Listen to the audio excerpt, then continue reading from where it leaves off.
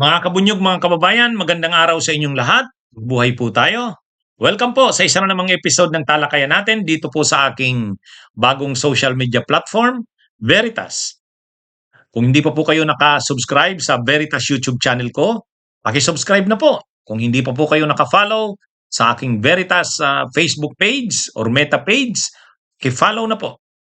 Ito pong Veritas, bago ko po itong platform, pumipili po ako ng magandang topic tapos dinidiscuss ko po dito para malaman ng ating mga kababayan ang katotohanan. Dahil naniniwala po tayo ang katotohanan o ang veritas ang magpapalaya sa ating bayan. Ayan, dahil mainit yung mainit na balita ngayon, yung di umano'y sana iniisip nila pasabog yun eh. Yung pasabog ni Amy Marcos na si si PBBM ay matagal ng addict, gumagamit ng droga. Hindi lang pala si PBBM, sabi ni Amy. Ito yung asawa, si Lisa Araneta, First Lady. Ito yung anak, hmm? Si Sandro Marcos. Kaya medyo mabigat yung mga akusasyon, aligasyon ni Amy na binitiwan niya kagabi. 5 pages yun, ang haba. Oh. So ngayon, maraming nagtatanong, ha? Ano bang planong gawin ng Malacanang, ni PBBM, ni Lisa Araneta? Kasi grabe yung mga paninira sa kanila, kung paninira 'yun. Ha? Kaya maraming nagtatanong, ano kaya, gaganti kaya si PBBM? Gaganti kaya si Lisa Araneta? Hmm? Sa ngayon, ang medyo nagsalita na si Sandro Marcos. May official na sagot. Ang ni Sandro Marcos, nalulungkot daw siya na sa kanyang tita na ganito na ang nangyari, ganito ang ginawa sa kanila. Pero ang matindi doon yung last na sinabi ni Sandro Marcos, eh. Doon sa huling bahagi, yung sa huli na, naka-all caps pa naman. Anong sabi niya? Ang sabi niya, yung ginawa daw na yon ay hindi asal ng isang tunay na kapatid. Kumbaga, matindi Hindi daw yun asal ng isang tunay na kapatid. Kaya medyo tinamaan si Amy Marcos dun eh. Kasi ginamit na term yung yung tunay na kapatid. Pwede namang sabihin mong ang ginawa na yun ay hindi asal ng isang kapatid. Problema, tunay na kapatid yung ginamit eh. Oh, ay ang issue pa naman diyan, iniintriga yan si Amy na hindi siya tunay na anak ng mga ni Ferdinand Edralin Marcos Sr. at saka ni Imelda Marcos. Anak siya ni Imelda, di umano. Yung intriga yan eh. Pero ang ama, si Arsenio Lacson, yung dating mayor ng Manila. Alam niyo pinagbabasihan niya, yung baba eh. Yung baba ni Amy Marcos, mahaba. Ganon din yung yung kay Arsenio Lacson. Anyway, ibang issue yan. Kaya lang, nag-react na dyan si Amy.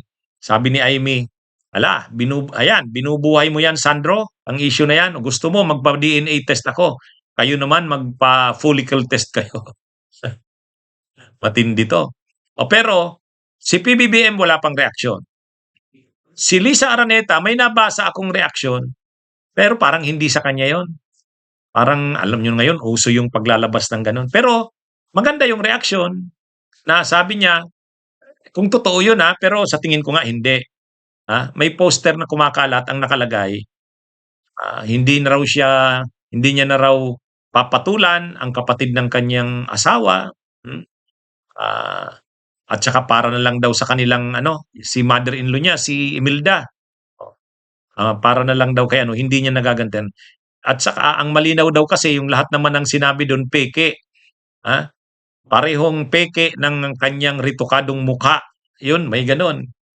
Kaya sabi ko, ano kaya ito? Totoo kaya ito? Pero sa tingin ko hindi. Kasi hindi magre-react ng ganun si Lisa Araneta eh. Si Lisa Araneta bihirang magsalita eh. Bihirang magsalita. Pero makikita mo na lang na yung mga nangyayari malamang gawa na ni Lisa Araneta. 'Di ba? Ganun din kay Sara eh.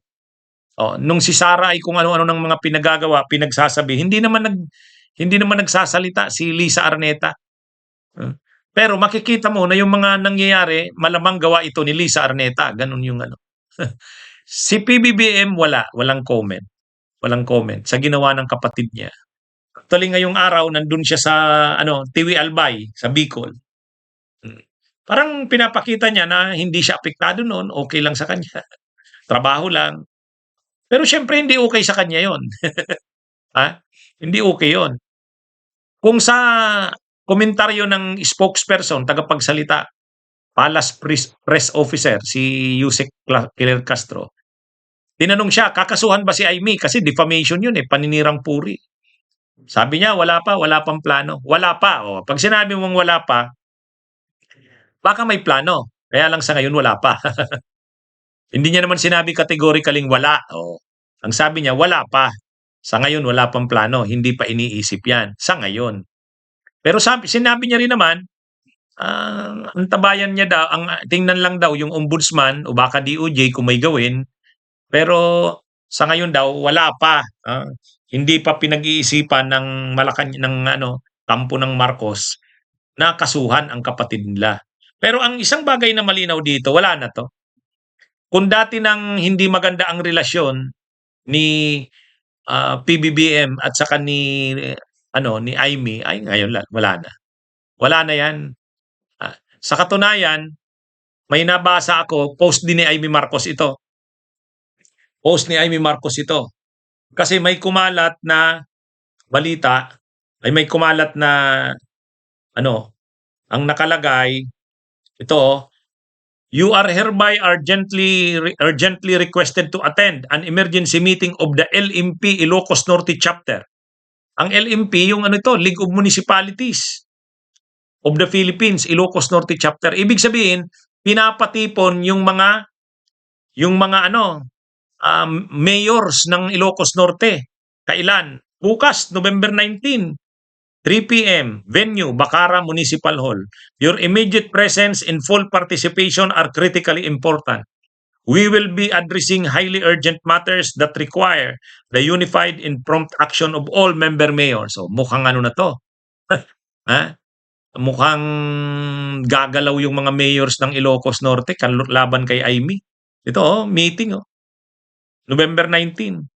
Actually, galing ito kay Imee, itong post na 'to, nag-react nga siya, ito, sabi ni Imee Marcos, "Sa aking mga minamahal na Ilocano, ngayon pa lamang ay naunawaan ko na kung may mga gagawin kayo para hindi kayo mapag-initan. Huwag niyo akong alalahanin. Alam natin at ng Ilocos ang buong katotohanan. Ang hiling ko na lamang ay mag-ingat kayo. Pangalagaan niyo ang inyong sarili na sasakupan mula sa palasyo at kay Sandro. Kaya ito ni Manang." Kumbaga nakikita na ni Imee na may galawan na sa Ilocos Norte. Simula na yan, siyempre gaganti nga ang Marcos. Sila PBBM, gaganti yan. Sila Lisa Araneta. Hindi naman nila palalampasin yung ginawa niya na yan ni Imee. Sobra yung ginawa niya, eh. Sobra yon. Siyempre may ganti doon. Ito na, nararamdaman na ni Imee. Siyempre, pagdating sa politika ng Ilocos Norte, si Imee Marcos, ano yan, nakikialam dyan. May mga leader siya dyan. Pero mukhang ipapatawag yung mga leaders ng ano, Ilocos Norte, yung mga mayors, kausapin. Sigurado kung ano yan, para wag na silang sumunod dito kay Imee Marcos. Kaya nga nagsasabi na si Imee, alam niya na daw na gagawin nito, handa na daw siya. Kaya daw ang sabi niya sa mga mayors, bahala na kayo ng ano nyo, naunawaan ko kung ano man ang gagawin sa inyo. Wag na daw siyang isipin. Anyway, ganyan yan. Hindi lang yan, marami pa yan. Marami pa yan. Sabagay, pinag-isipan naman siguro ni Imee yan. Pinag-isipan niya naman yan. Ang magiging problema dito yung ano, dati nang sira yung relasyon nila ng pamilya. Makikita natin may mga pictures na madalas na pagtitipon yung pamilya, wala si Imee. Ang nandun si Irene lang. Si Irene, yung kapatid ni Bongbong. Si Imee wala. Ngayon lalo na. Lalo na ngayon. Kung dati nakikipagkita pa si PBBM kay Imee kahit ano, yung civil lang, parang plastikan lang. Ay ngayon hindi na yan. Sigurado mainit na ito. Anyway, bahala si Imee dyan. Akala siguro kasi ni Imee, magtatagumpay yung kanyang ano, yung kanilang plano na patalsikin na si PBBM, iluklok si Sara. Akala nila magtatagumpay yung 3 days na yon, wala eh. Akala niya kapag yung pagsalita niya na yon, in-expose niya, ano, yung grabe yung mga expose niya tungkol kay PBBM. Pero wala, eh, hindi umubra, wala. Paso yung pasabog ni Amy. Ah, ngayon ang hintayin niya ngayon, ang ganti nila PBBM at Lisa. Siyempre hindi naman i-a-announce 'yan, siyempre hindi naman sasabihin 'yan, pero mararamdaman niya 'yan, mararamdaman 'yan, matindi 'yan sigurado. Magandang araw sa inyong lahat, mabuhay po tayo.